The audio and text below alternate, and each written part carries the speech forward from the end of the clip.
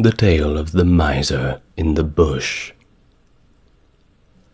A farmer had a faithful and diligent servant, who had worked very hard for him for 3 long years without having received any wages.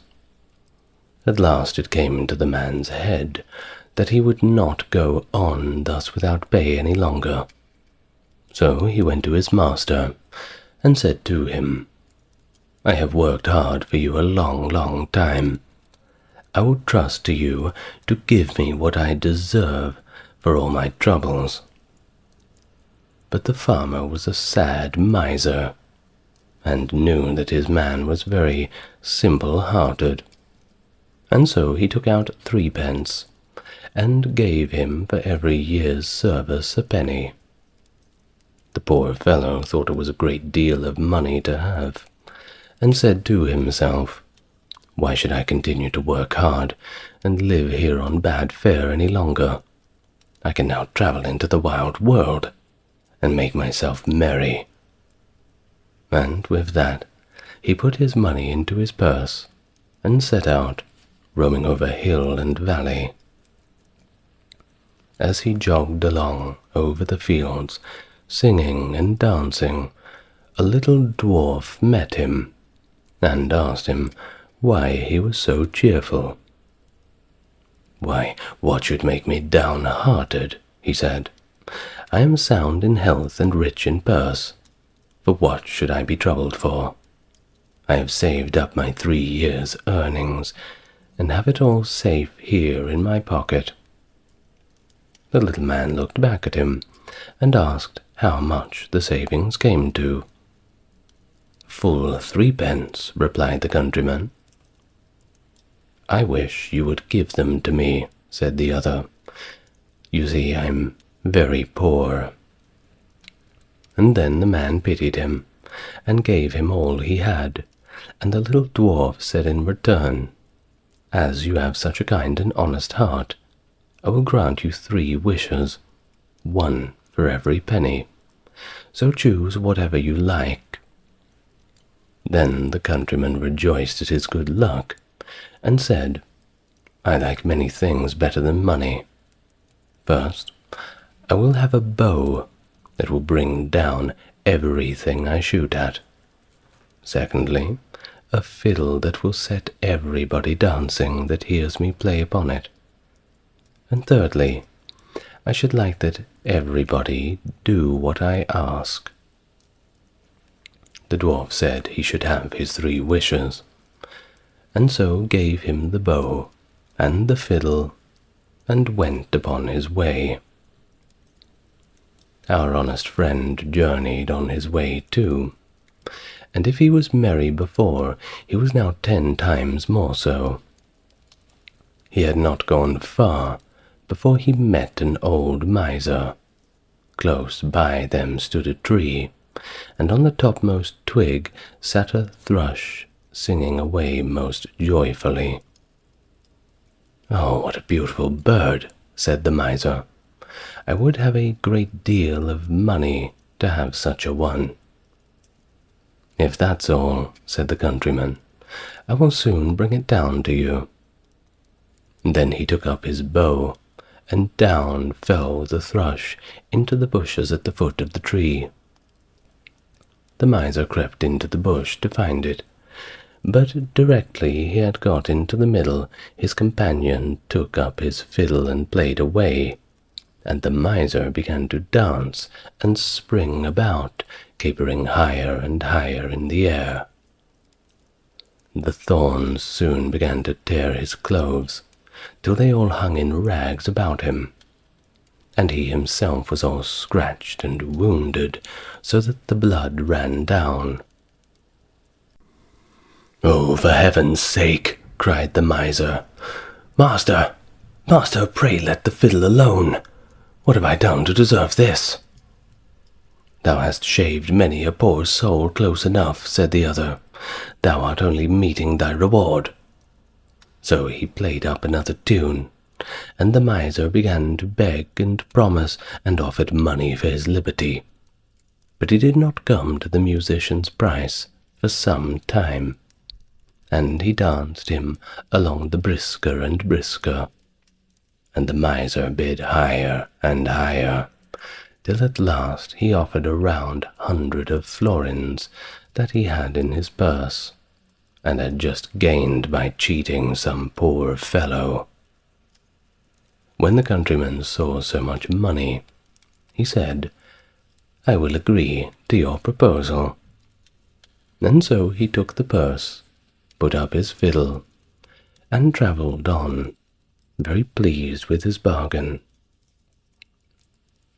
Meanwhile, the miser crept out of the bush, half naked and in a piteous plight, and began to ponder on how he should take his revenge, and serve his late companion some trick. At last he went to the judge, and complained that a rascal had robbed him of his money and beaten him into the bargain, and that fellow who did it carried a bow on his back, and a fiddle hung round his neck.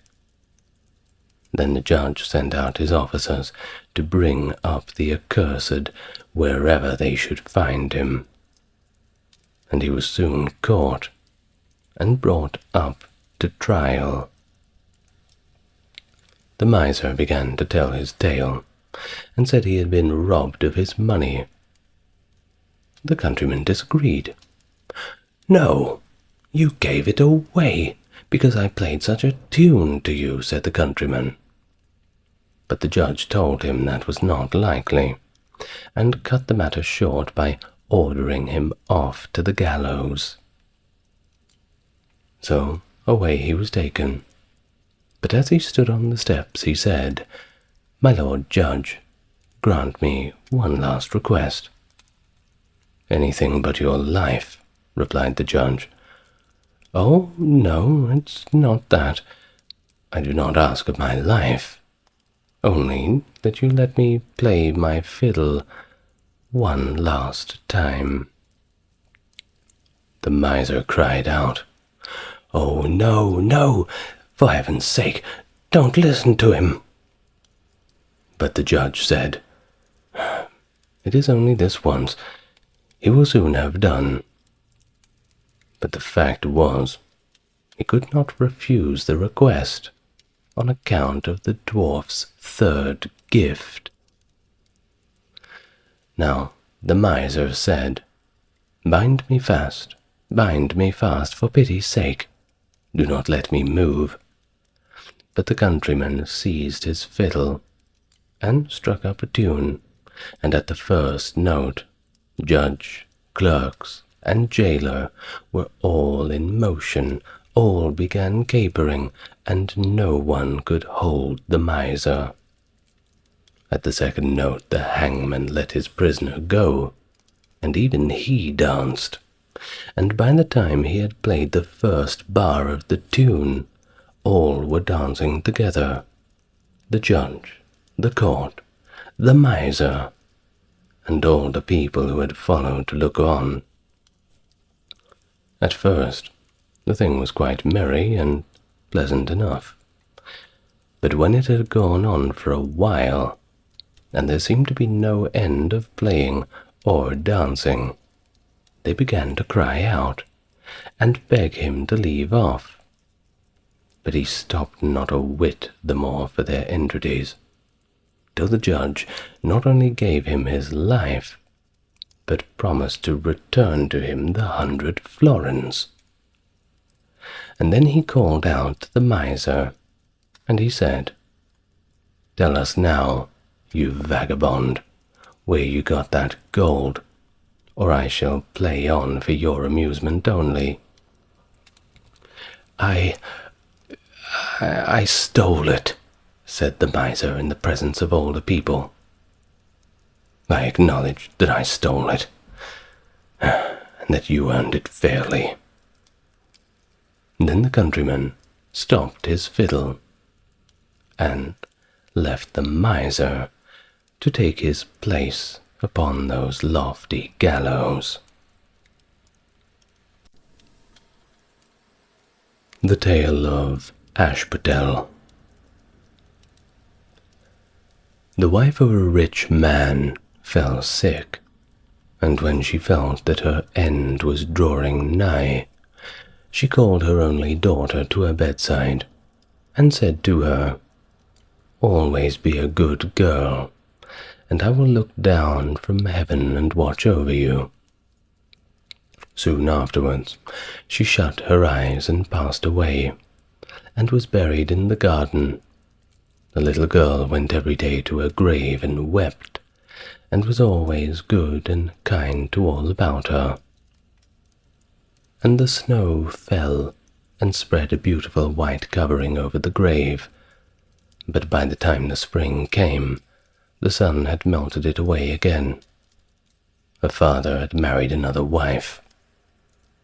This new wife had 2 daughters of her own, that she brought home with her too, and they were fair in face, but they were foul in heart, and it was now a sorry time for the poor little girl. "What does the good-for-nothing want in the parlour?" they said. "They who would eat bread should first earn it. Away with the kitchen maid."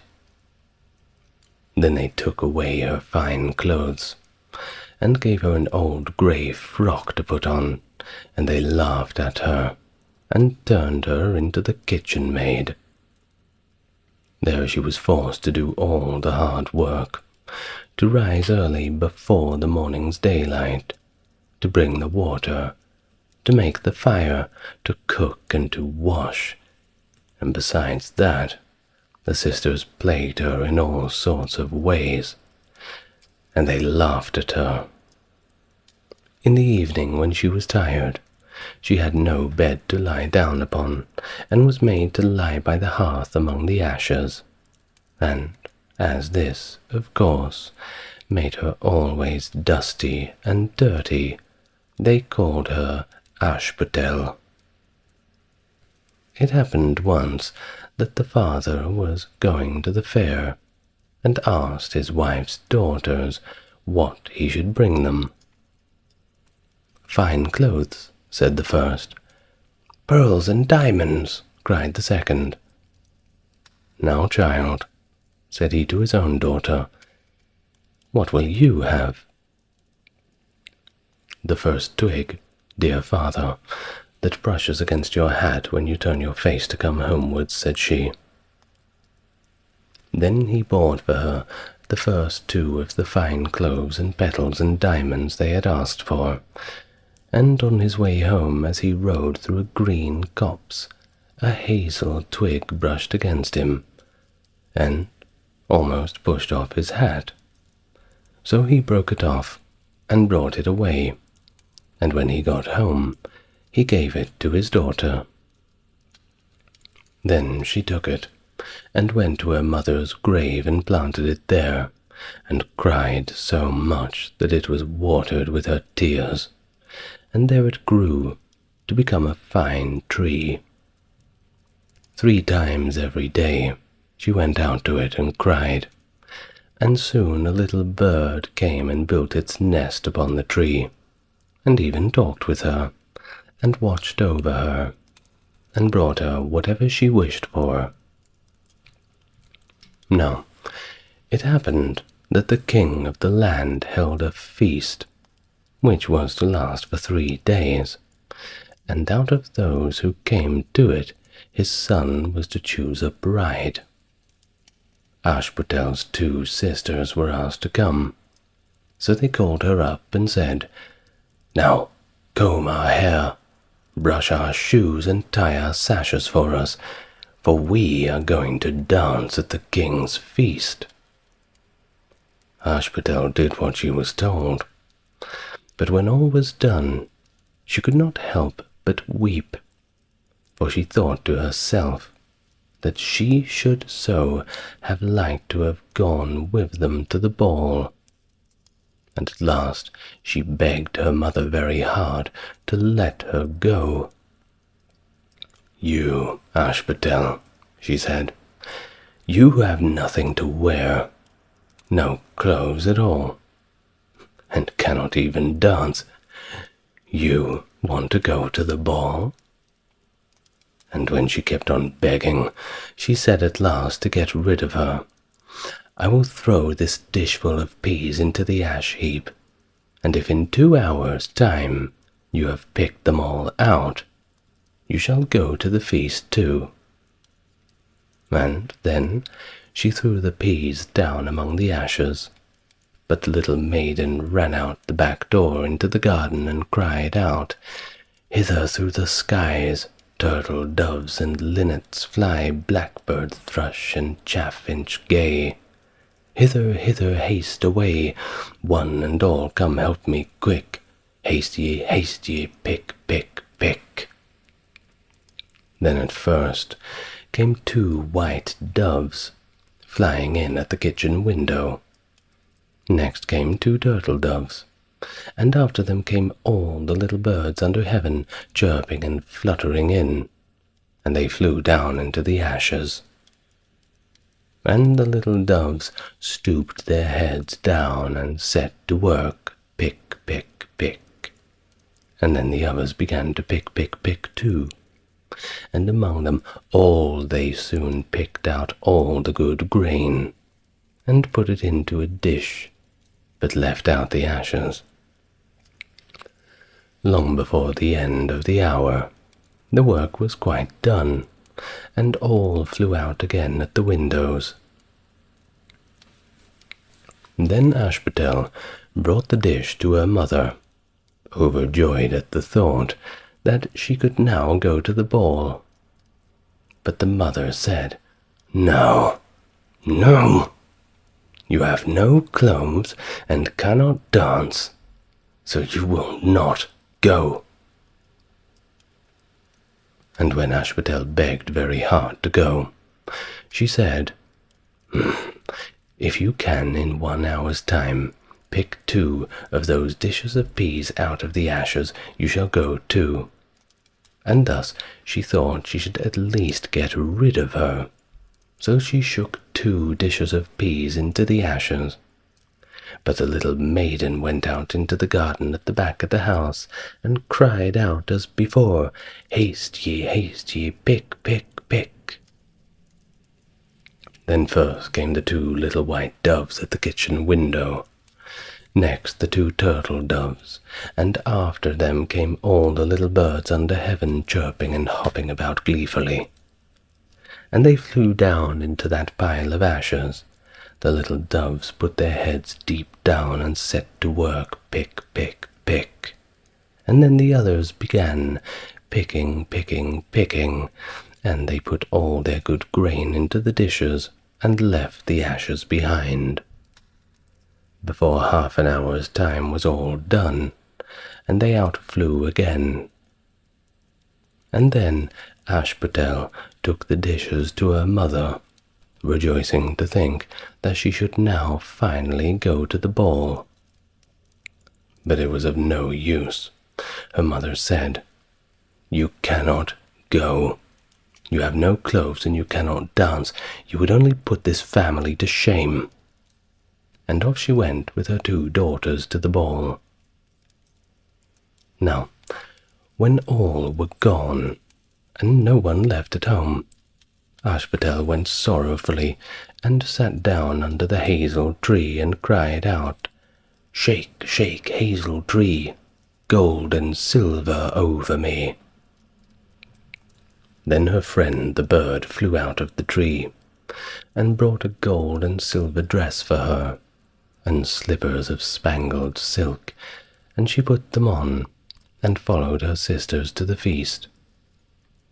But they did not know her, and thought it must be some strange princess, for she looked so fine and beautiful in her rich clothes, and they never once thought of Ashputtel, taking it for granted that she was safe at home in the dirt and ashes. The king's son soon came upon to her, and took her by the hand and danced with her, and no one else. He never left her hand, but when anyone else came to ask her to dance, he said politely, "This lady is dancing with me." and thus they danced till a late hour of the night, and then she wanted to go home, and the king's son said, "I shall go and take care of you to your home," for he wanted to see where the beautiful maiden lived. But she slipped away from him, unawares, and ran off towards home. And as the prince followed her, she jumped into the pigeon house and shut the door. Then he waited till her father came home, and told him that the unknown maiden who had been at the feast had hid herself in the pigeon house. But when they had broken upon the door, they found no one within, and as they came back into the house, Ashputtel was lying as she always did, in her dirty frock by the ashes, and her dim little lamp was burning in the chimney. For she had run as quickly as she could through the pigeon house and on to the hazel tree, and had there taken off her beautiful clothes and put them beneath the tree, that the bird might carry them away, and had lain down again amid the ashes in her little grey frock. The next day the feast was again held, and her father, mother, and sisters were gone. Ashputtel went to the hazel tree and said, "Shake, hazel tree, gold and silver over me." And the bird came and brought an even finer dress than the one she had worn the day before. And when she came into the ball, everybody wondered at her beauty. But the king's son, who was waiting especially for her, took her by the hand and danced with her. And when anybody else asked her to dance, as before, he said politely, "This lady is dancing with me." When night fell, she wanted to go home, and the king's son soon followed here as before, that he might see into what house she went. But she sprang away from him all at once into the garden behind her father's house. In this garden stood a fine large pear tree full of ripe fruit, and Ashputtel, not knowing where to hide herself, jumped up into it without being seen. Then the king's son lost sight of her, and could not find out where she was gone, but waited till her father came home and said to him, "The unknown lady who danced with me has slipped away, and I think she must have sprung into the pear tree." The father thought to himself, "Can it be Ashputtel?" So he had an axe brought, and they cut the tree down, but they found no one upon it. And when they came back into the kitchen, there she lay, Ashputtel, among that pile of ashes. For, you see, she had slipped down on the other side of the tree, and carried her beautiful clothes back to the bird at the hazel tree, and then changed into a little grey dirty frock. The third day came, when her father and mother and sisters were gone. Again she went to the garden. "Shake, hazel tree, gold and silver over me." Then her kind friend the bird brought a dress even more beautiful than the first and second ones, and slippers which were made of pure gold, so that when she came to the feast, no one knew what to say, for wonder at her beauty. And the king's son danced with nobody but her, and when anybody else asked her to dance, he kindly responded, "This is my partner, sir." When night came, it was time to go home, and the king's son would go with her. He said to himself, I will not lose her this time." But she slipped again away from him, though in such a hurry. This time she dropped her left golden slipper upon the stairs. The prince took the shoe, and went the next day to the king his father, and said, "I will take for my wife the lady that this golden slipper fits."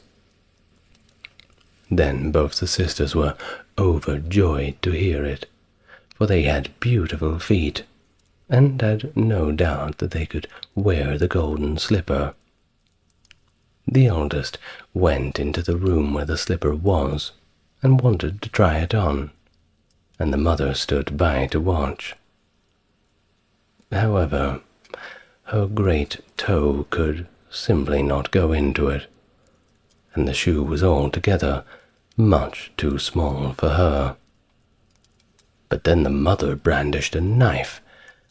"Never mind. Cut it off," she said. "When you are queen, you will not care about toes. You will not even care to walk." So the silly girl cut off her great toe, and thus squeezed into the shoe, and went to the king's son. Then he took her for his bride, and set her beside him on his horse, and rode away with her homeward bound.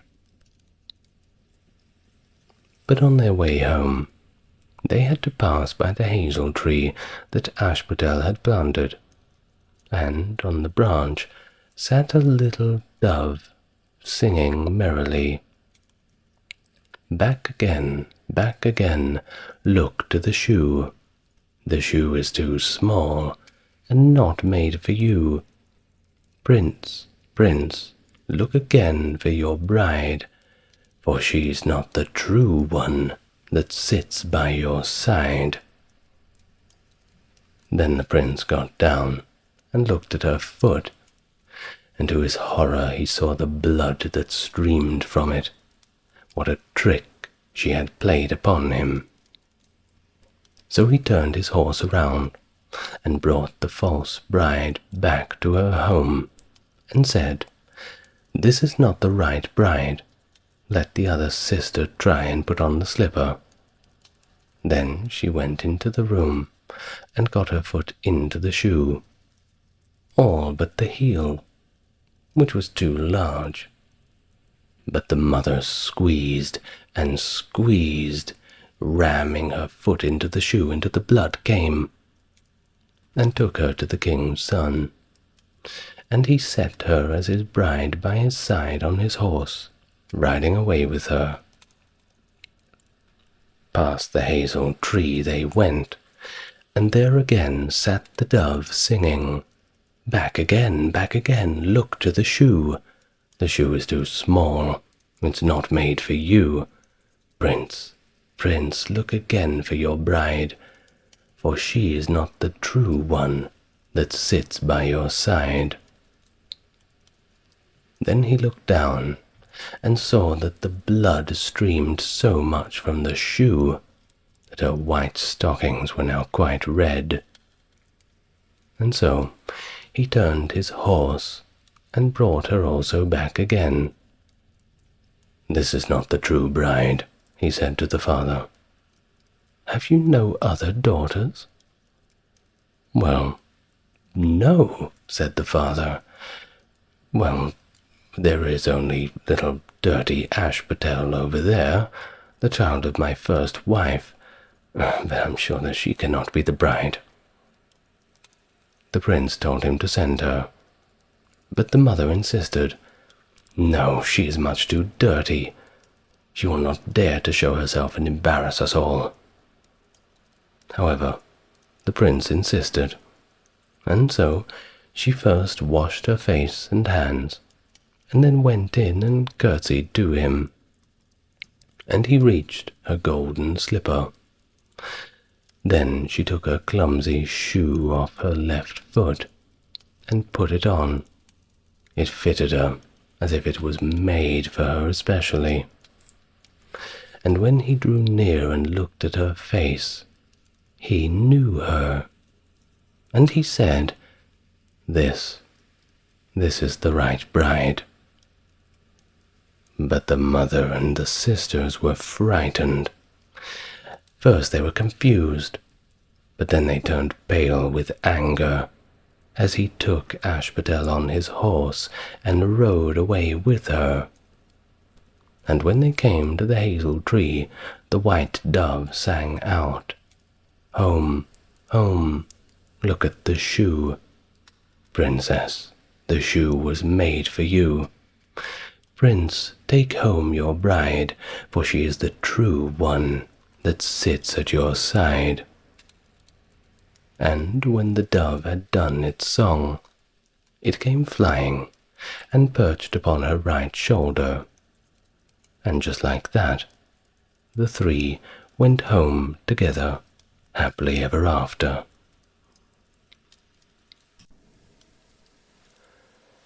The Tale of the White Snake.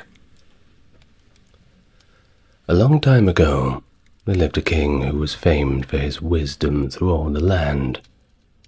Nothing was hidden from him, and it seemed as if the news of the most secretive things was always brought to him via some means. But he had a strange custom, you know. Every day after dinner, when the table was cleared and nobody else was present, a trusty servant had to bring him one more dish. It was covered, however, and even the servant didn't know what was in it. In fact, nobody knew, for the king never took off the cover to eat of it until he was quite alone. Well, this had gone on for quite a long time, when one day the servant who took away the dish was overcome with such curiosity that he could not help carrying the dish into his own room. When he had carefully locked the door, he lifted up the cover and saw a white snake. But when he saw it, he could not deny himself the pleasure of tasting it. So he cut off a little bit and put it into his mouth. No sooner had it touched his tongue that he heard a strange whispering of little voices outside his window. He went and listened, and then noticed that it was the sparrows who were chattering together and telling one another of all kinds of things which they had seen in the fields and woods. Eating the snake had given him the power of understanding the language of the animals. Now, it so happened that on this very day the queen had lost her most beautiful and treasured ring, and the suspicion of having stolen it fell upon this trusty servant, who was of course allowed to go everywhere within the castle grounds. The king ordered the man be brought before him, and threatened with angry words that unless he could before the morrow point out the thief, he himself would be looked upon as guilty and executed. In vain he declared his innocence, but he was dismissed with no better answer. In his trouble and fear, he went down into the courtyard and took thought of how to help himself out of this dreadful trouble. Now, at this time, there were some ducks who were sitting together quietly by a brook and taking their rest, and whilst they were making their feathers smooth with their bills, they were having a confidential conversation together. The servant stood by and listened, and they were telling one another of all the places where they had been waddling about all the morning, and what good food they had found. And one said in a pitiful tone, "Something lies heavy on my stomach. I was eating in haste, and I swallowed a ring which lay under the queen's window." The servant at once seized her by the neck, carried her to the kitchen, and said to the cook, "Here is a fine duck. Pray, kill her. "Yes," said the cook, and weighed her in his hand. "She has spared no trouble to fatten herself, and she's been waiting to be roasted for long enough." And so he cut off the head, and as she was being dressed for the spit, the queen's ring was found inside her.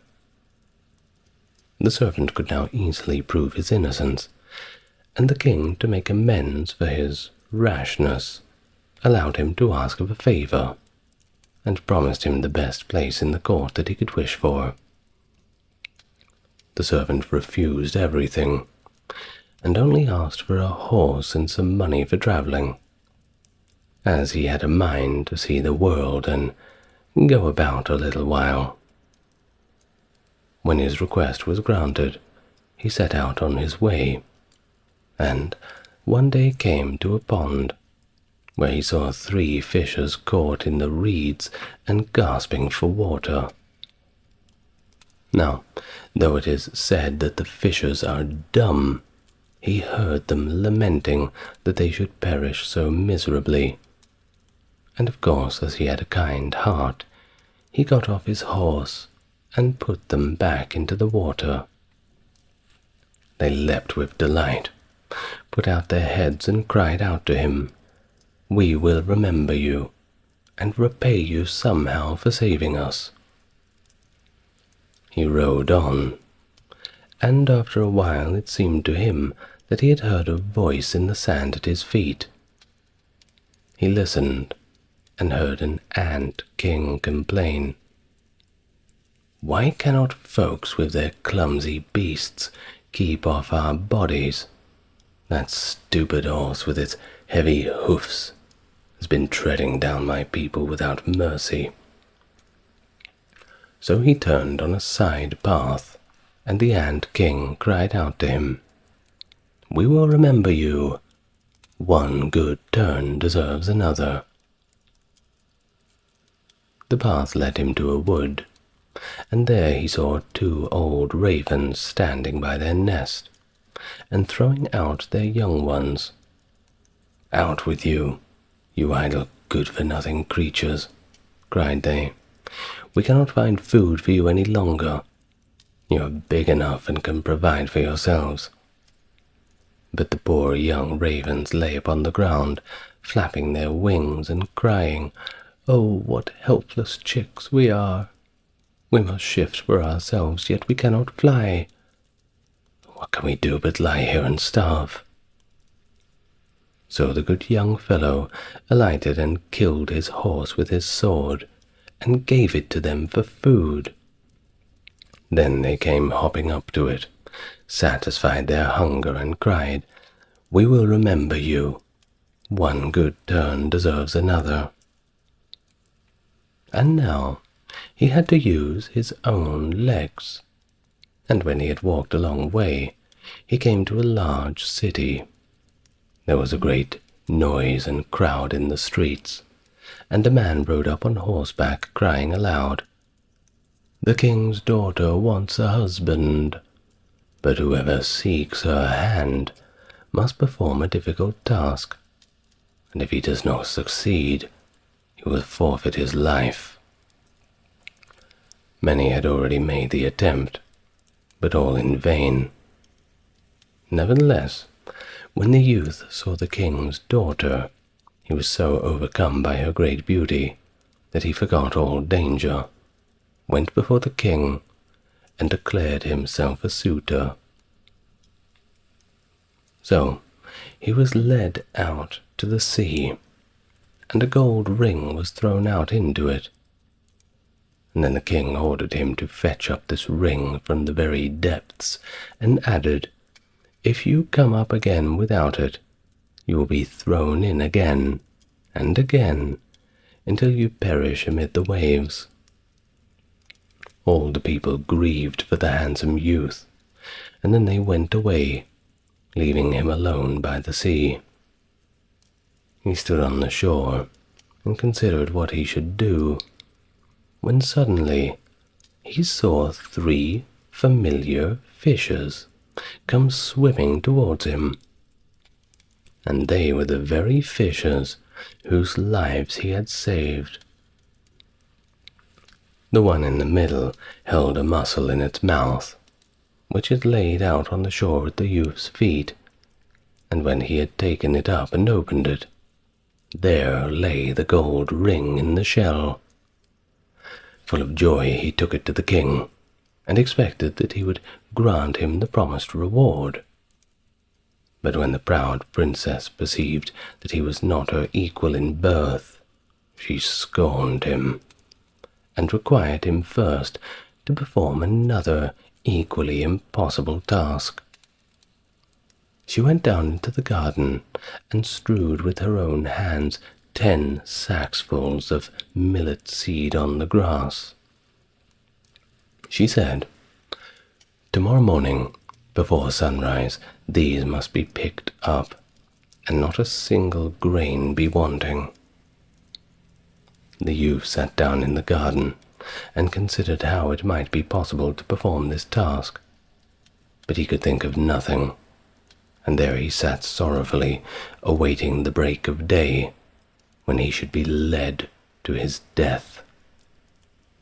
But as soon as the sun's first rays shone into the garden, he saw that all 10 sacks, standing side by side, were quite full, and not a single grain was missing. The Ant King had come in the night with thousands and thousands of ants, and the grateful creatures had by great industry picked up all the millet seed and gathered them into the sacks. Presently the king's daughter herself came down into the garden, and was amazed to see that the young man had done the task that she had given to him. But she could not yet conquer her proud heart, and said, "Although he has performed both of the tasks, he shall not be my husband, until he brought me an apple from the tree of life."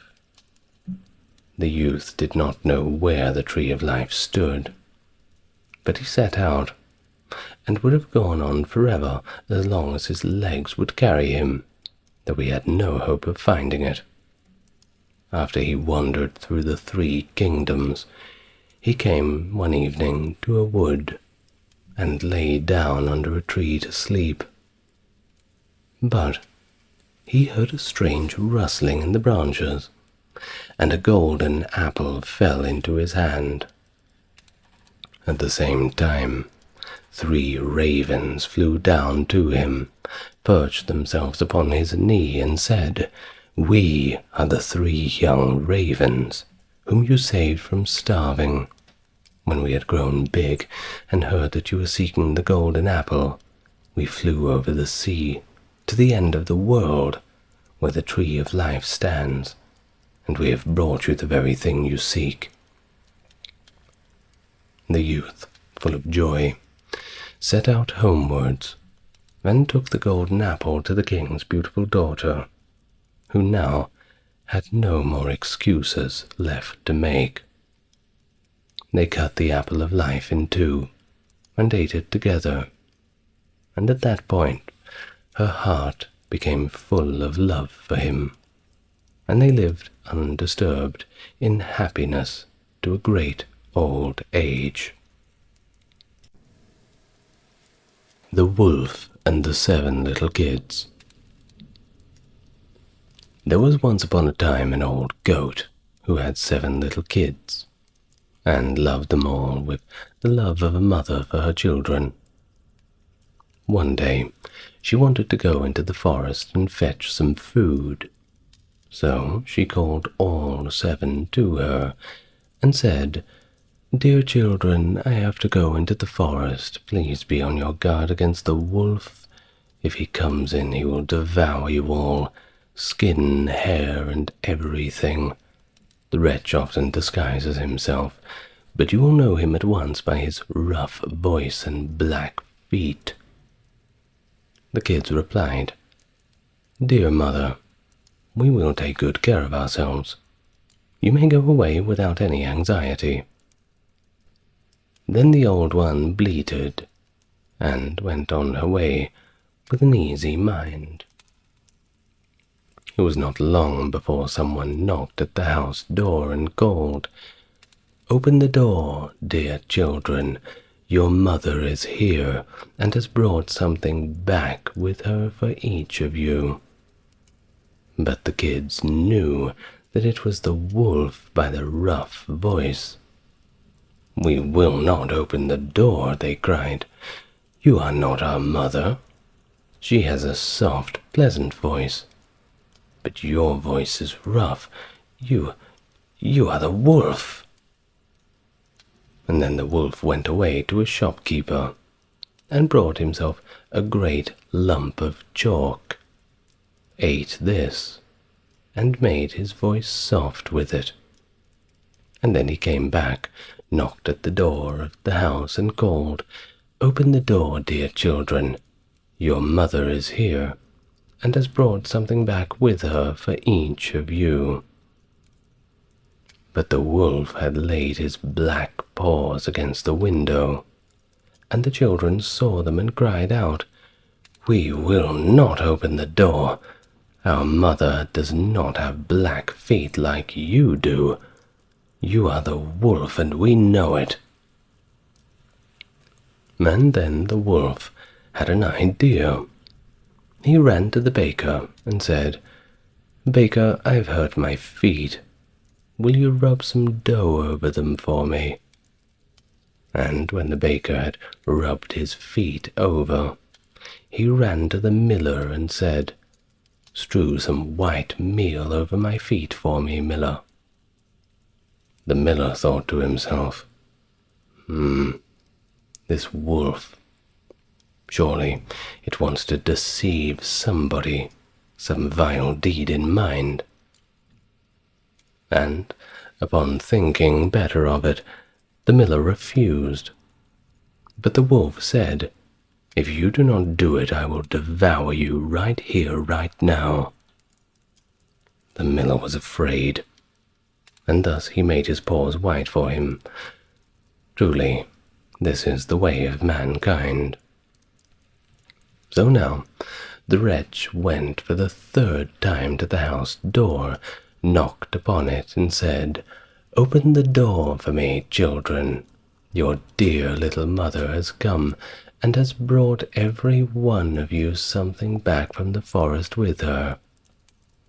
The little kids cried out, "First, show us your paws, so that we may know if you are our dear little mother."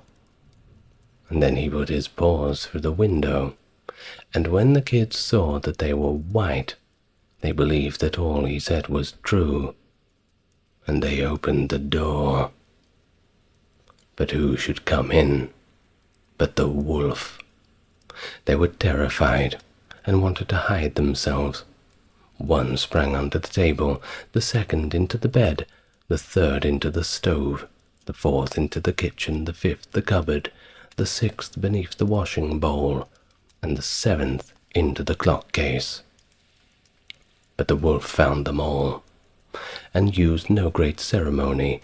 One after the other he swallowed down his throat. The youngest, who was in the clock case, was the only one that he did not find. When the wolf had satisfied his appetite, he took himself off, laid himself down under a tree in the green meadow outside, and began to sleep. Soon afterwards, the old goat came home again from the forest, and oh, what a dreadful sight she saw there! The house door stood wide open. The table, chairs, and benches were thrown down, the washing bowl broken to pieces, quilts and pillows ripped off the beds. She sought her children, but they were nowhere to be found. She called them one after another by name, but no one answered. At last, when she came to the youngest, a soft voice cried, "Mother, I am in the clock case." She took the kid out and it told her that the wolf had come and eaten all of the others. Then you may imagine how she wept over her poor children, as any mother would. Goat or human, it's all the same.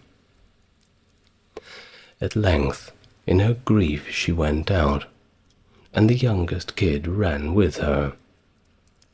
When they came to the meadow, there lay the wolf by the tree, and snored so loud that the branches shook.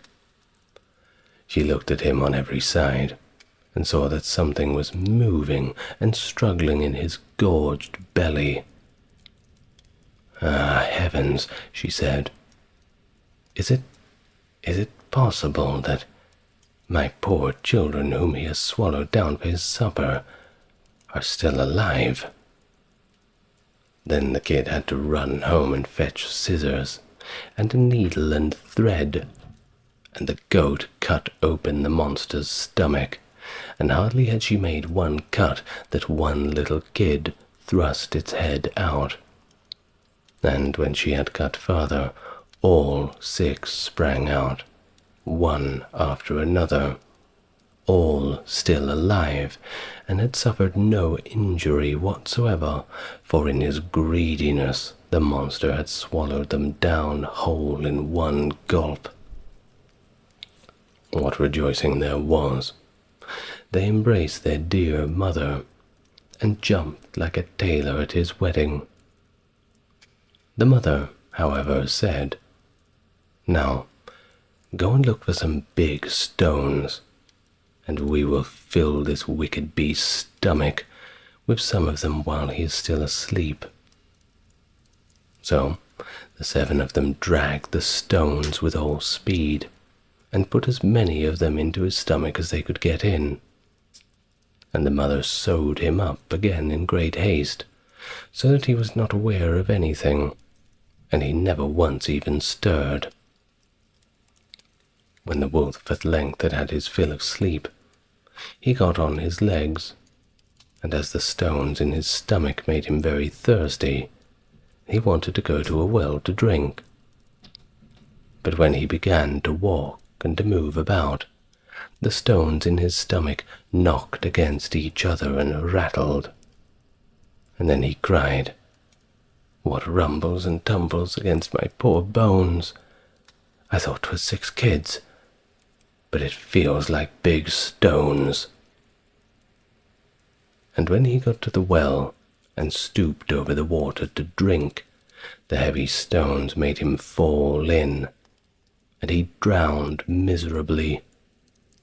When the 7 kids saw that, they came running to the spot and cried aloud, "The wolf is dead! The wolf is dead!" And they danced for joy round about the well with their dear old mother.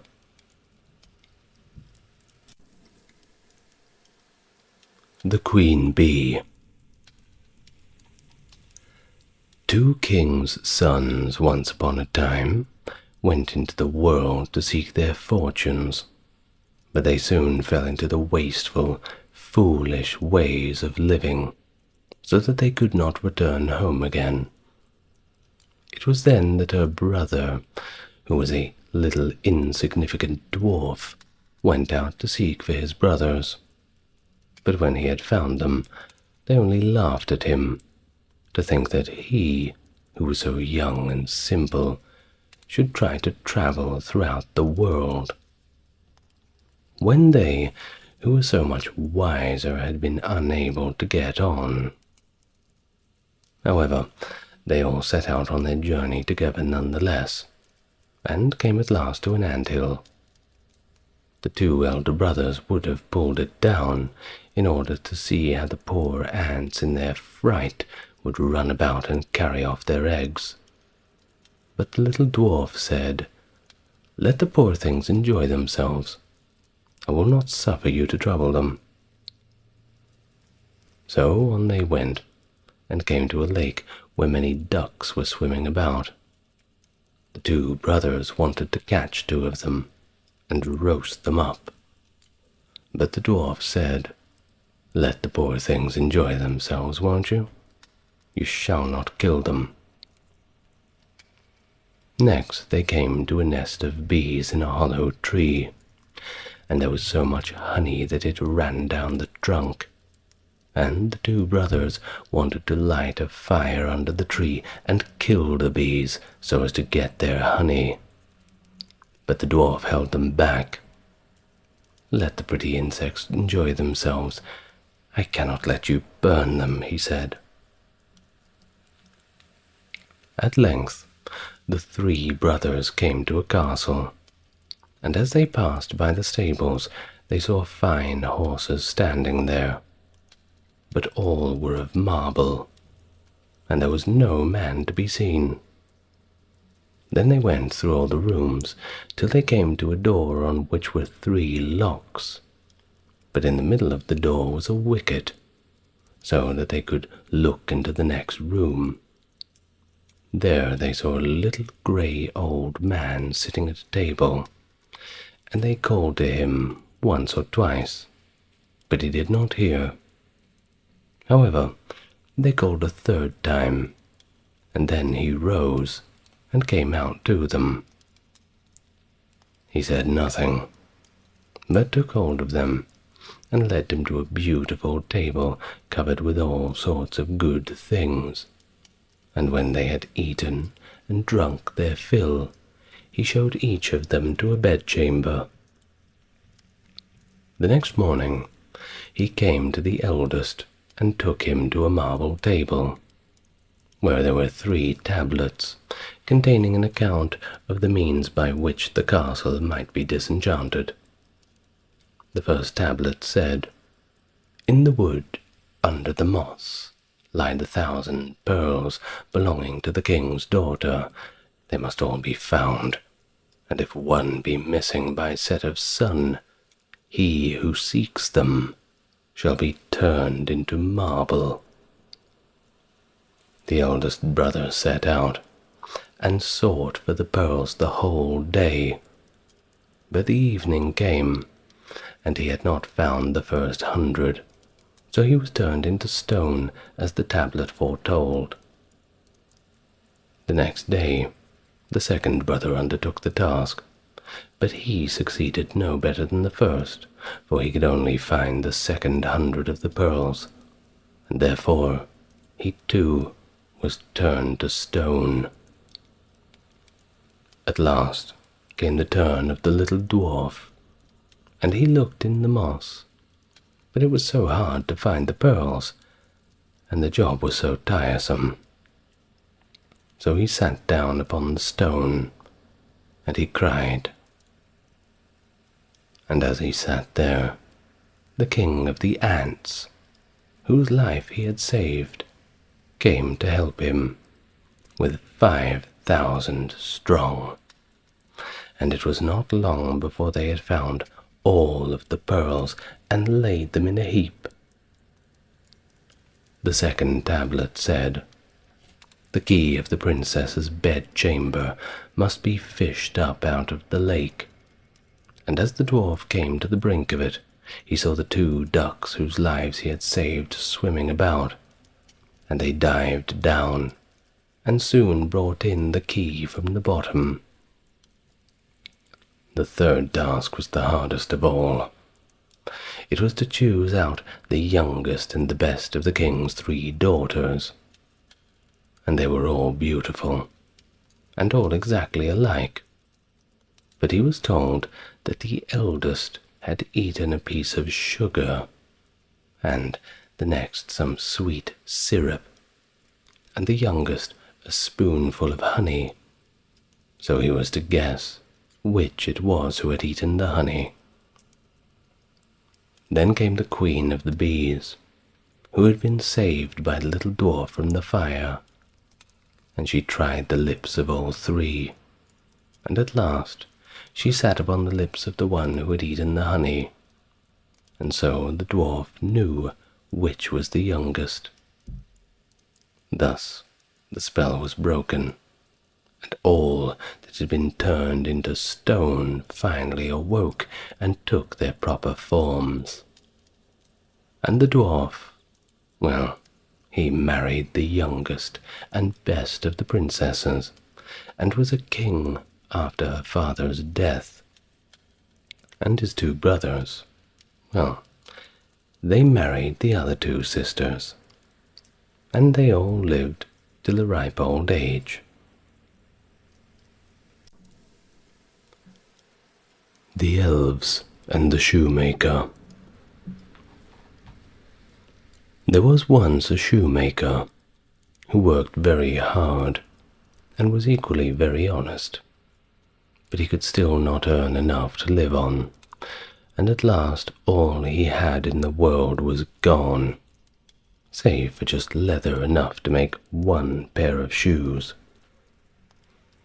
So he cut his leather out, all ready to make up the next day, meaning to rise early in the morning to his work. His conscience was clear, and his heart was light amidst all troubles, so he went peacefully to bed, left all his cares to heaven, and soon fell asleep. In the morning after, he said his prayers and sat himself down to the work, when, to his great wonder, there stood the shoes already made upon the table. The good man knew not what to say or think at such an odd thing happening. He looked at the workmanship. There was not one false stitch in the whole job. All was so neat and true. It was quite a masterpiece. The same day a customer came in, and the shoes suited him so well that he willingly paid a higher price than usual for them. And the poor shoemaker with the money brought leather enough to make 2 more pairs. In the evening he cut out the work and went to bed early, that he might get up and begin the next day. But he was all saved the trouble, for when he got up in the morning the work was already done. Soon in came the buyers, who paid him handsomely for his goods, so that he bought leather enough to make 4 more pairs.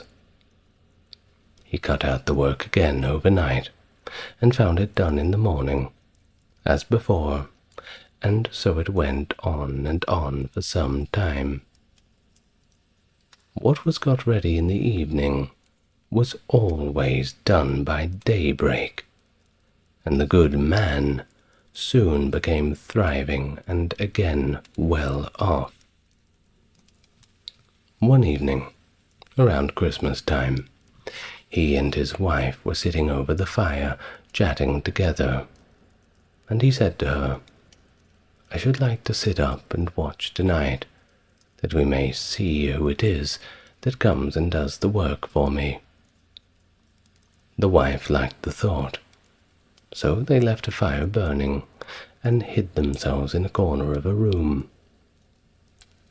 Behind a curtain that was hung up there, they waited and watched to see what would happen. As soon as it was midnight, in came 2 little naked dwarfs, and they sat themselves upon the shoemaker's bench, took up all the work that was cut out, and began to ply with their nimble little fingers, stitching and rapping and tapping away at such a rate that the shoemaker was in wonder and could not take his eyes off them. And on they went, till the job was quite done, and the shoes stood ready for use upon the table. Now this was long before daybreak, and then they bustled away as quick as lightning. The next day the wife said to the shoemaker, "These little wights have made us rich. Don't you think we ought to be thankful to them, and do them a good turn if we can? I'm so sorry to see them run about as they do, and indeed it is not very decent, for they have nothing upon their backs to keep off the cold. I tell you what, I will make each of them a shirt, and a coat, and a waistcoat, and even a pair of pantaloons into the bargain, and do you make each of them a little pair of shoes." The thought pleased the old cobbler very much, and one evening, when all the things were ready, they laid them out on the table, instead of the work they used to cut out, and then went and hid themselves to watch what the little dwarfs would do. About midnight, in they came, dancing and skipping, hopped around the room, and went to sit down for their work as usual. But when they saw the clothes lying out for them, they laughed and chuckled, and they seemed mightily delighted. They then dressed themselves in a twinkling of an eye, and danced and capered and sprang about as merry as could be, till at last they danced out the door, and away over the green. It was the last time the couple saw them, but everything went well with them from that time forward, and they had plenty of money to retire, without needing to make any more shoes, and so they lived merrily ever on from that time forward. The Briar Rose. Another tale from the brothers Grimm. A king and a queen, once upon a time, reigned in a country a great way off, where there were in those days a great many fairies. Now, this king and queen were fortunate enough to have plenty of money, and with that plenty of fine clothes to wear, and plenty of good things to eat, plenty of good things to drink, and a coach to ride out in every day. But, though they had been married many years, they were yet to have children, and this grieved them both very much indeed. But one day, as the queen was walking by the side of the river, at the bottom of the garden she saw a poor little fish that had thrown itself out of the water and lay gasping and nearly dead on the bank. Then the queen took pity on the poor thing, and threw it back again into the river, and before it swam away it lifted its head out of the water and said, "I know what your wish is, and it shall be fulfilled in return to your kindness to me. You will soon have a daughter." What the little fish had foretold soon came to pass, and the queen had a little girl, so very beautiful that the king could not cease looking on it for pure joy, and said he would hold a great feast and make merry, and show the child to all in the land. So he asked his kinsmen, nobles, friends, and neighbors. But the queen said, "I will have the fairies also, that they might be kind and good to our little daughter." Now there were 13 fairies in the kingdom, but as the king and queen had only 12 golden dishes for them to eat out of, they were forced to leave one of the fairies out, without asking her. So 12 fairies came, each with a high red cap on their head, and red shoes with high heels on their feet, and a long white wand in their hand.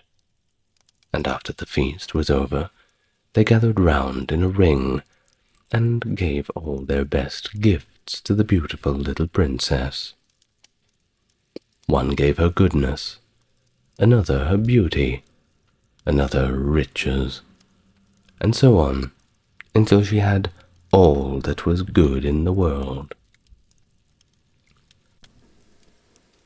Just as 11 of them had done blessing her, a great noise and clamour was heard in the courtyard, and word was brought that the 13th fairy had come, but with a black cap on her head, and black shoes on her feet, and a broomstick in her hand, and presently up she came into the dining hall. Now, as she had not been asked to the feast, she was very, very angry, and scolded the king and queen very much with a great booming voice, and thusly set work to take her revenge.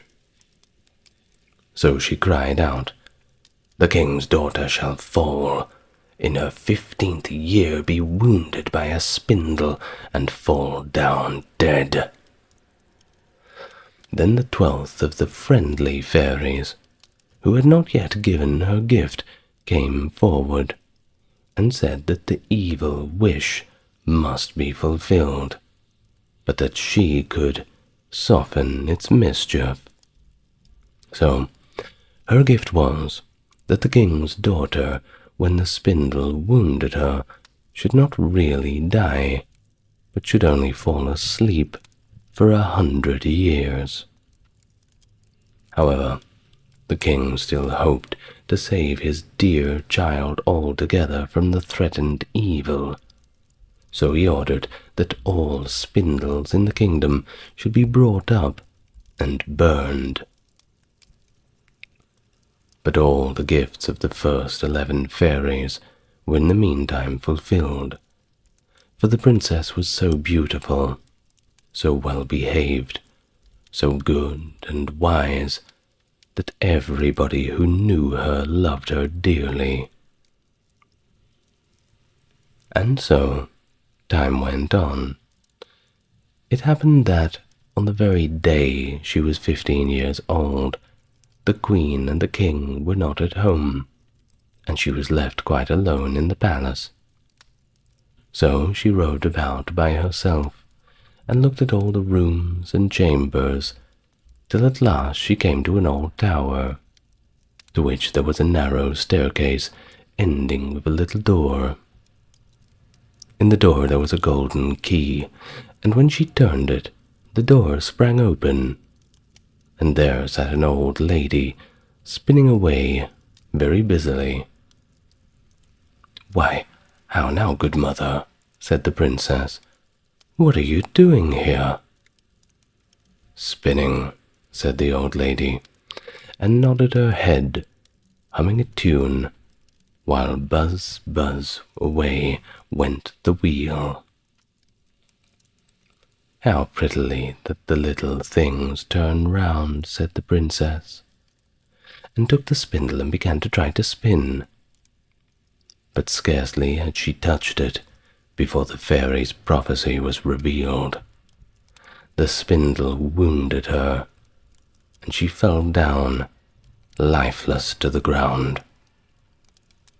However, she was not dead, but had only fallen into a deep sleep, and the king and the queen, who had just come home, and all their court fell asleep too, and the horses slept in the stables, and the dogs in the court, and the pigeons on the housetop, and the very flies slept upon the walls.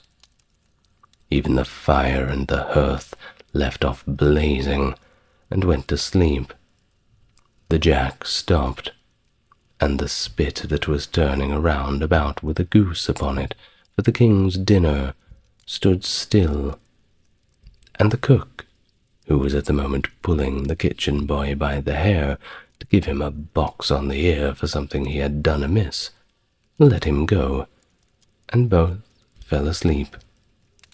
The butler, who was slyly tasting the ale, fell asleep with the jug at his lips, and thus everything stood still and slept soundly.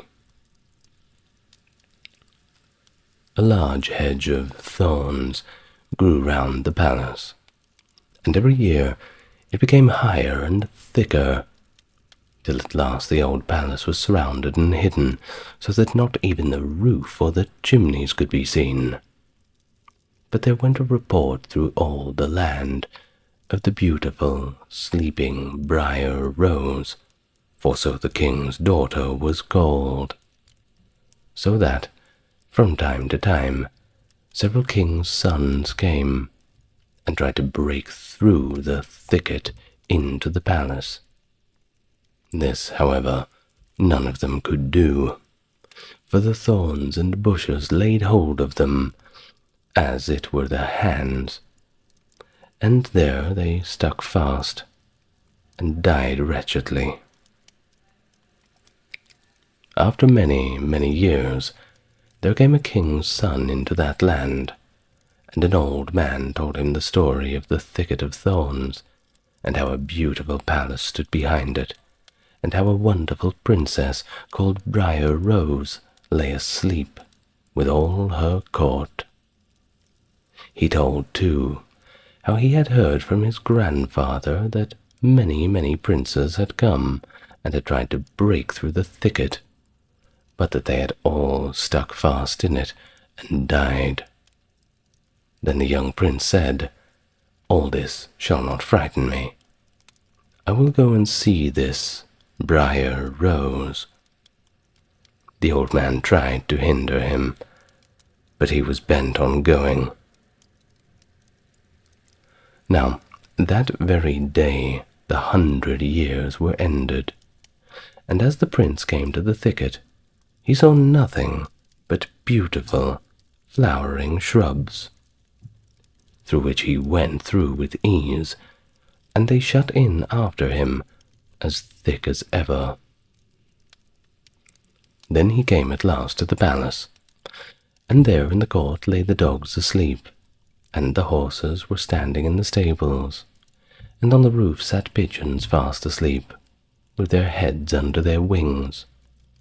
And when he came to the palace, the flies were sleeping on the walls, the spit was standing still, the butler had the jug of ale at his lips going to drink a draught, the maid sat with a fowl in her lap ready to be plucked, and the cook in the kitchen was still holding up her hand as if she was going to beat the boy. Then he went on still farther, and all was so still that he could barely hear every breath that he drew, till at last he came to the old, old tower, and opened the door of that little room in which where Briar Rose was. And behold, there she lay, fast asleep on a couch by the window. She looked so beautiful that he could barely take his eyes off her. So he stooped down, and he gave her a kiss. But the moment he kissed her, she opened her eyes and awoke, and she smiled upon him, and they went out together, and soon the king and the queen also awoke, and all the court, and gazed upon each other with the greatest of wonder and a lot of confusion. And all the horses shook themselves, and the dogs jumped up and barked. The pigeons took their heads from under their wings and looked about and flew into the fields, and the flies on the walls buzzed again. The fire in the kitchen blazed up, round went the jack and round went the spit, with the goose for the king's dinner upon it. The butler finished his draught of ale, the maid went on plucking the fowl, and the cook gave the boy a box on his ear. And then the prince and Briar Rose were married, and the wedding feast was given, and they lived happily together for all their days.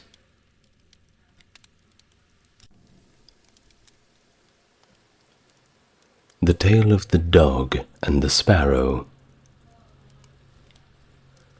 A shepherd's dog had a master who took no care of him, but often let him suffer the greatest hunger.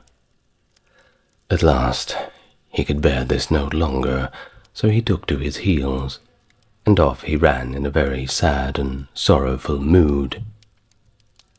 On the road he met a sparrow that said to him, "Why are you so sad, my friend?"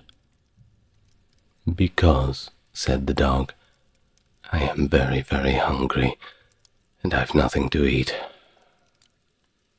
"If that be all," answered the sparrow, "how about you come with me to the next town, and I will soon find you plenty of food." So on they went together into the town, and as they passed by a butcher's shop, the Sparrow said to the dog, "Stand there a little while I peck you down a piece of meat." So the Sparrow perched upon the shelf, and having first looked carefully about her to see if anybody was watching, she pecked and scratched at a steak that lay upon the edge of the shelf, till at last down it fell. The dog snapped it up quickly, and scrambled away with it into a corner, where he soon ate it all up. "Well," said the Sparrow, "you shall have some more if you will, so come with me to the next shop, and I will peck you down another steak." When the dog had eaten this too, the Sparrow said to him, "Well, my good friend, have you had enough now?" "I have had plenty of meat," answered he, "but I should like to have a piece of bread to eat after it." "Come with me then," said the Sparrow, "and you shall soon have that too." So she took him to a baker's shop, and pecked at 2 rolls that lay in the window, till they fell down. And as the dog still wished for more, she took him to another shop and pecked down some more for him. When that was eaten, the Sparrow asked him whether he had had enough now. "Oh, yes," said he, "and now let us take a little walk way out of the town." So they both went out upon the high road. But as the weather was warm, they had not gone far before the dog said, "Oh, I am very much tired. I should perhaps like to take a nap now." "Very well," answered the Sparrow. "Do so, and in the meantime I will perch upon that bush." So the dog stretched himself out on the road, and fell fast asleep. Whilst he slept, there came by a carter, with a cart drawn by 3 horses, and loaded with 2 casks of wine. The Sparrow, seeing that the carter did not turn out of the way, but would go on in the track and which the dog laid, so as to drive over him, called out, "Stop, stop, Mr. Carter, or it shall be the worse for you." But the carter, grumbling to himself, "You make it worse for me indeed. What can you do?" cracked his whip, and drove his cart over the poor little dog, so that the heavy wheels had crushed him. "There," cried the Sparrow, "thou cruel villain, thou hast killed my friend the dog. Now you mind what I say. This deed of thine shall cost thee all thou art worth." "Do your worst, and welcome," said the brute. "What harm can you do to me?" And he passed on. But the Sparrow crept beneath the tilt of the cart, and pecked at the bung of one of the casks, till she loosened it, and then all the wine ran out, without the carter seeing it behind him. At last he looked round, and saw that the cart was dripping, and the cask, well, it was quite empty.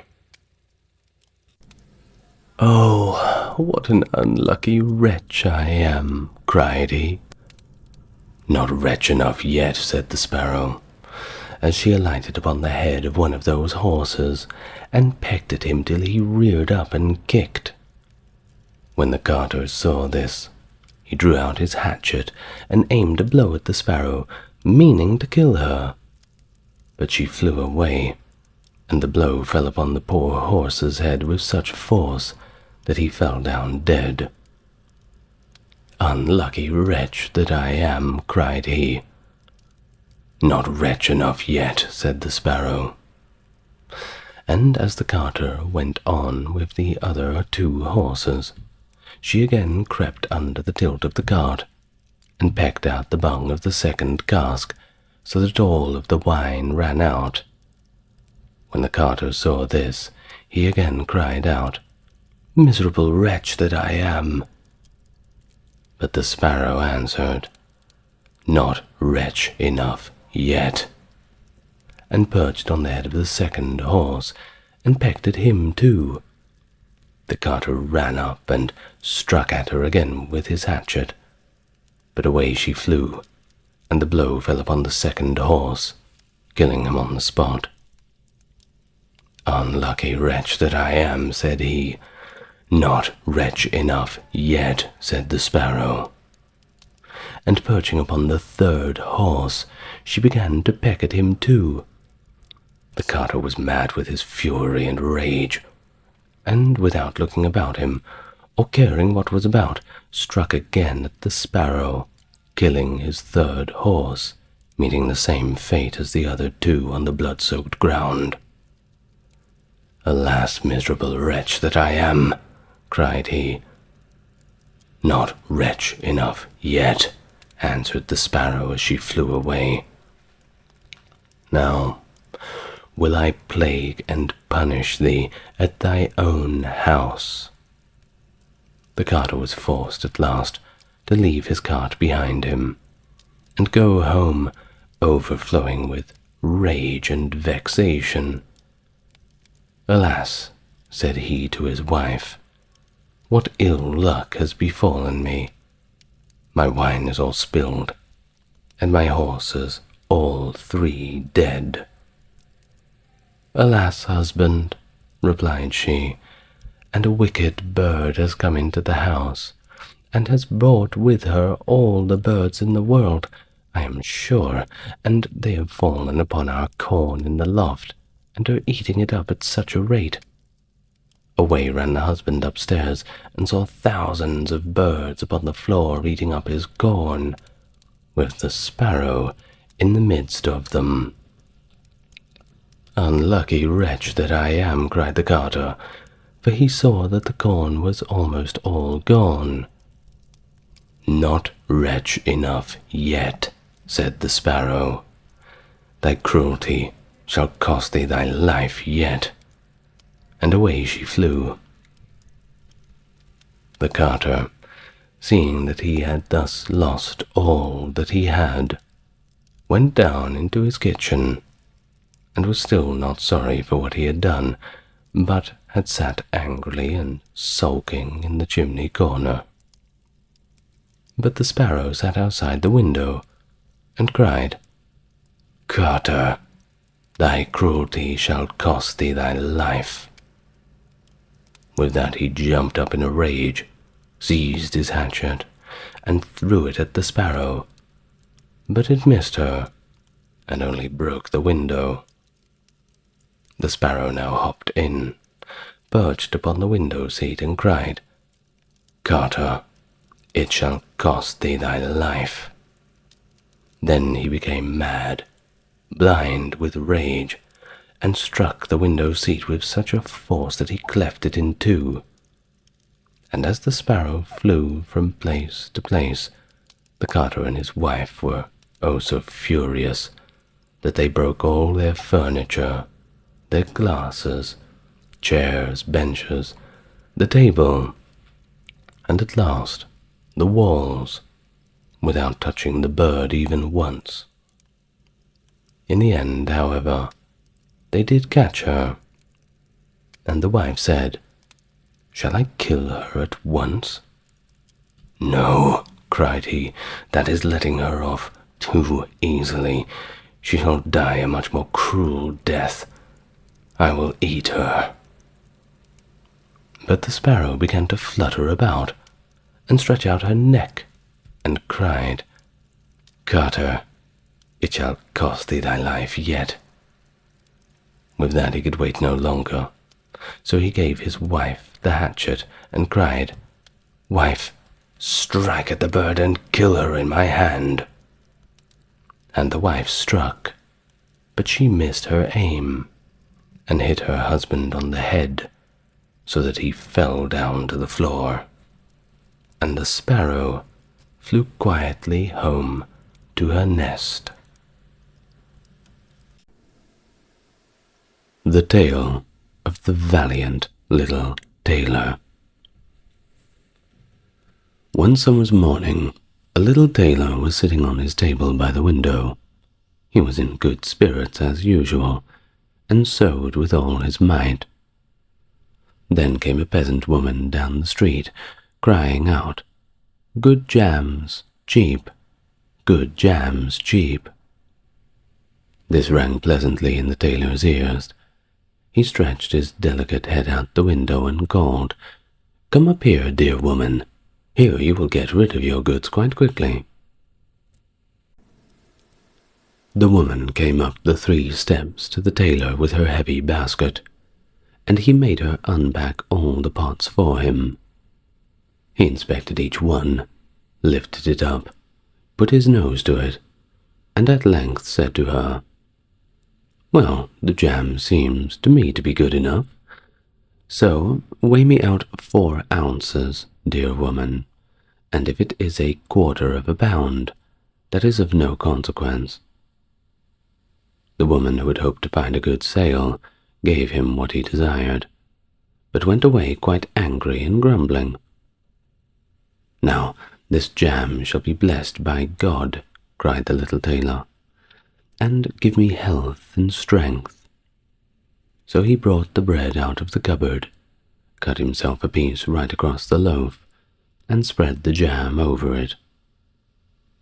"This will not taste bitter," said he, "but I will just finish the jacket before I take a bite." He laid the bread near him, sewed on, and in his joy made bigger and bigger stitches. In the meantime, the smell of the sweet jam rose to where the flies were sitting in great numbers, and they were attracted and descended on it in hosts. "Hi, who invited you?" said the little tailor, and drove the unbidden guests away.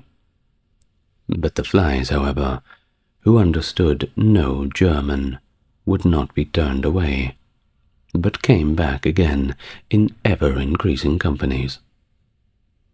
The little tailor had lost all of his patience, and drew a piece of cloth from the hole under his work-table, saying, "Wait, and I will give it to you," struck it mercilessly on them. When he drew it away and counted, there lay before him no fewer than 7, dead, and with legs stretched out in all directions. "Are you a fellow of that sort?" said he, and could not help admiring his own bravery. "This whole town shall know of this," and the little tailor hastened to cut himself a girdle, stitched it, and embroidered it in large letters, 7 at 1 stroke. "What, the town," he continued, "the whole world shall hear of this," and his heart wagged with joy like a little tail of a lamb. The tailor put on the girdle and resolved to go forth into the world, because he thought that this little workshop was indeed far too small for his valor, far too small for his bravery. Before he went away, he sought about it in the house to see if there was anything which he could take with him. However, he found nothing but an old cheese, and he put that in his pocket. In front of the door he observed a bird which had caught itself in a thicket. It had to go in his pocket with the cheese, of course. Now he took to the road boldly, and as he was light and nimble, he felt very little fatigue. The road led him up a mountain, and when he had reached the highest point of it, there sat a powerful giant, peacefully looking down about him. The little tailor went up bravely, spoke to him, and said, "Good day, friend. So, you are sitting there overlooking the widespread world. I am just on my way thither, and want to try my luck. Have you any inclination to go with me?" The giant looked contemptuously at the tailor, and said, "You ragamuffin, you miserable creature." "Oh, indeed," answered the little tailor, and unbuttoned his coat, and showed the giant girdle. "There you may read what kind of man I am." The giant looked a little closer and read 7 at 1 stroke, and thought that they had been men whom the tailor had killed, and began to feel a little respect for the tiny fellow at this point. Nevertheless, he wished to try him first, and took a stone in his hand and squeezed it together so that water dropped out of it. "Do that likewise," said the giant, "if you have the strength." "Is that all?" said the tailor. "That is child's play with us," and put his hand into his pocket, brought out the soft cheese, and pressed it till the liquid ran out of it. "Faith," said he, "that was a little better, wasn't it?" The giant was at a loss for words. He could not believe it of the little man. Then the giant picked up a stone and threw it so high that the eye could scarcely keep up with it. "Now, little mouse of a man, do that likewise." The tailor replied, "Well thrown, giant, but after all, the stone came down to earth again. I will throw you one which shall never come back at all." And he put his hand into his pocket, took out the bird, and threw it into the air. The bird was delighted with its newfound liberty, rose, flew away, and never came back. "How does that shot please you, friend?" asked the tailor. "Well, you can certainly throw," said the giant, "but now we will see if you are able to carry anything properly." He took the little tailor to a mighty oak tree, which lay there felled on the ground, and he said, "If you are strong enough, help me to carry the tree out of the forest." "Readily," answered the little man. "Take you the trunk on your shoulders, and I will raise up the branches and twigs. After all, they are the heaviest." The giant took the trunk on his shoulder, but the tailor seated himself on a branch, and the giant, who could not look around, had to carry the whole tree, and the little tailor as well into the bargain. He behind was quite merry and happy, and whistled the song, "Three tailors rode forth from the gate," as if carrying the tree was child's play. The giant, after he had dragged the heavy burden part of the way, could simply go no further, and he cried, hark you, I shall have to let the tree fall now." The tailor sprang nimbly down, seized the tree with both arms as if he had been carrying it, and said to the giant, "You are such a great fellow, and yet cannot even carry the tree." They went on together, and they passed a cherry tree. The giant laid hold of the top of the tree where the ripest fruit was hanging, bent it down, gave it into the tailor's hand, and bade him to eat. But the tailor was much too weak to hold the tree, and when the giant let it go, it sprang back up again, and the tailor was tossed into the air with it. When he had fallen down again without injury, the giant said, "What is this? Have you not strength enough to hold the weak twig?" "There is no lack of strength," answered the little tailor. "Do you think that could be anything to a man who has struck down 7 at 1 blow? I leapt over the tree because the huntsmen are shooting down there in the thicket.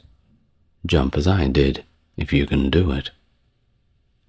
The giant made the attempt, but he could not get over the tree, and remained hanging in the branches, so that also the tailor kept the upper hand in this way.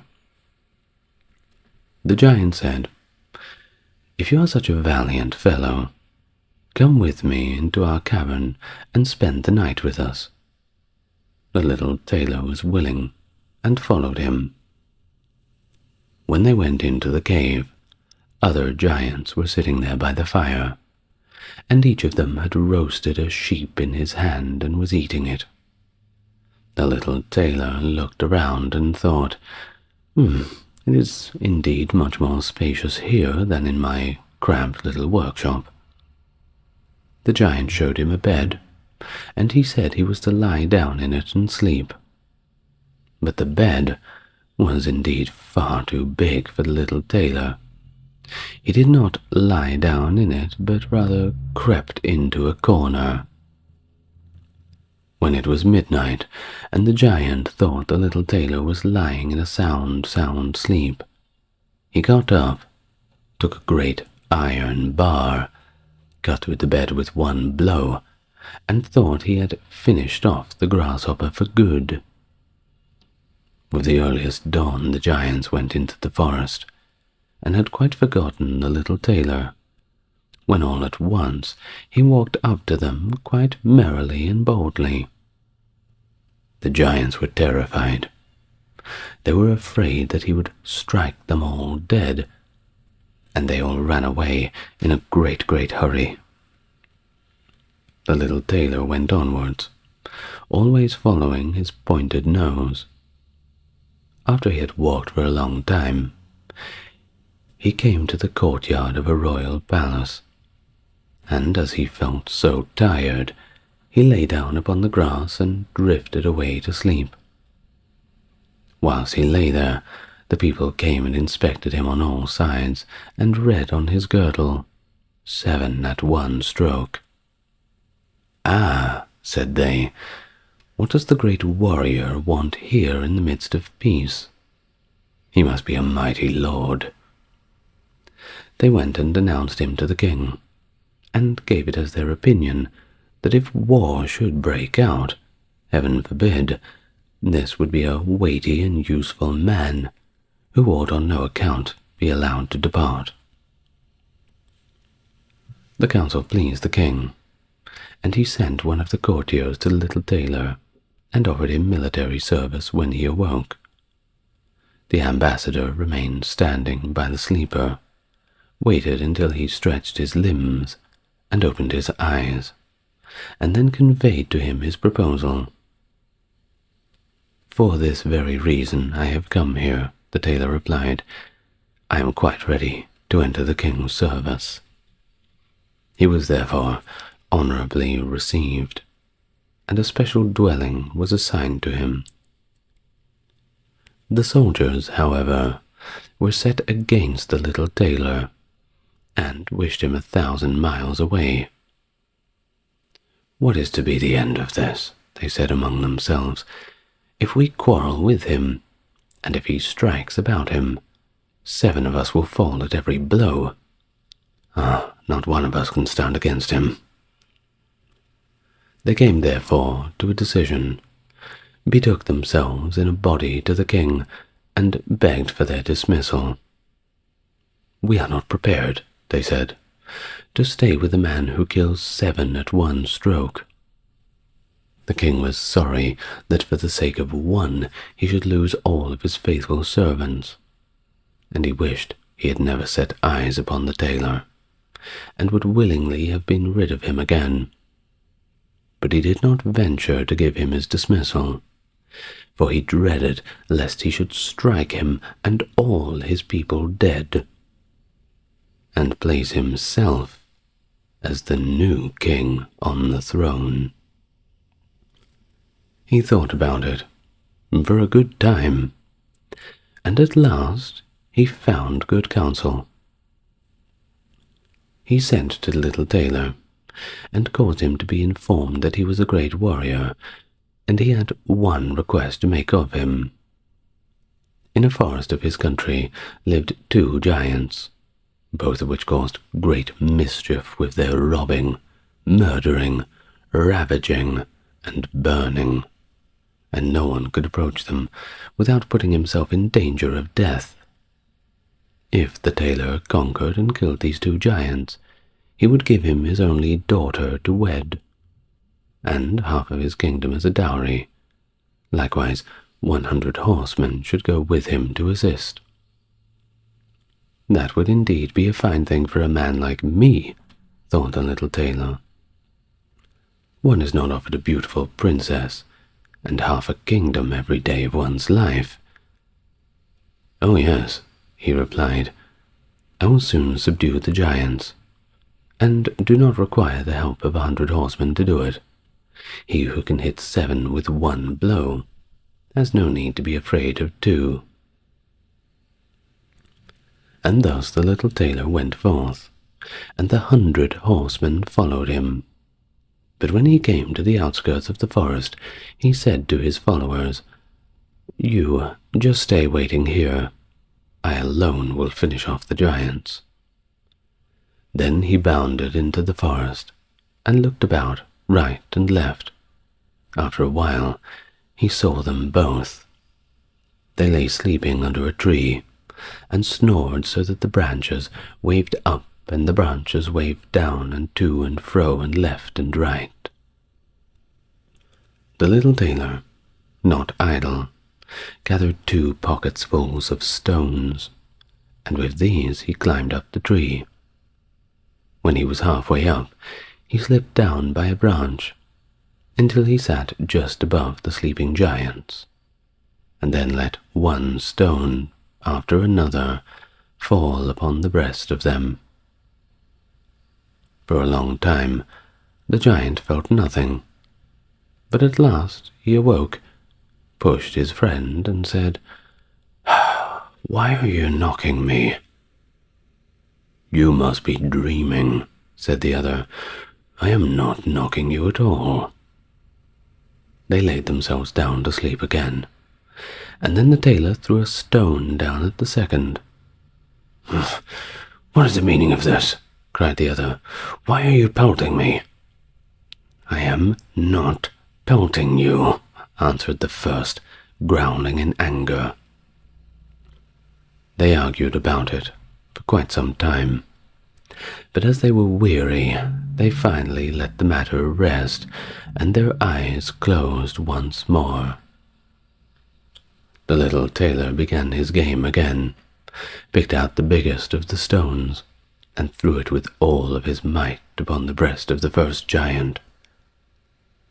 That is too much, cried he, and sprung up like a madman, and pushed his companion against the tree until it shook. The other paid him back in the same coin, and they got into such a rage that they tore up trees and belaboured each other so long that at last they both fell down dead on the ground at the same time. Then the little tailor leapt down.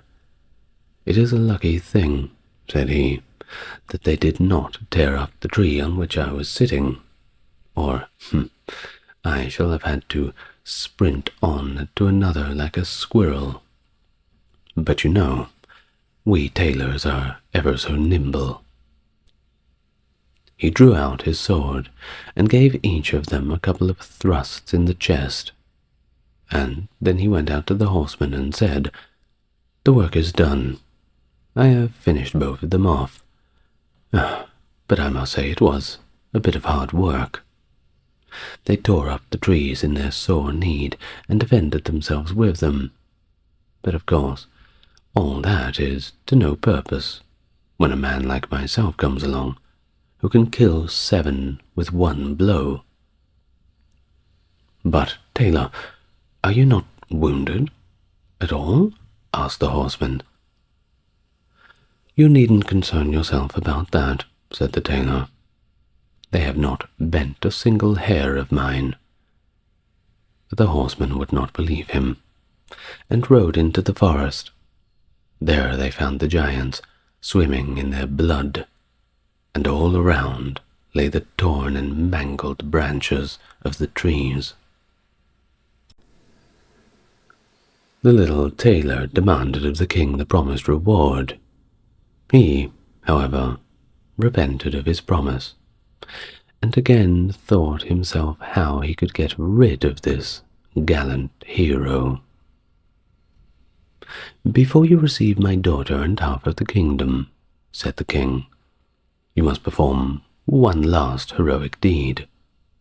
In the forest roams a unicorn, which does great harm. You must catch it first. I fear one unicorn, still less than 2 giants. 7 at one blow is my kind of affair." He took a rope and an axe with him, and went forth into the forest, and again bade those who were sent with him to wait outside. He had not long to seek.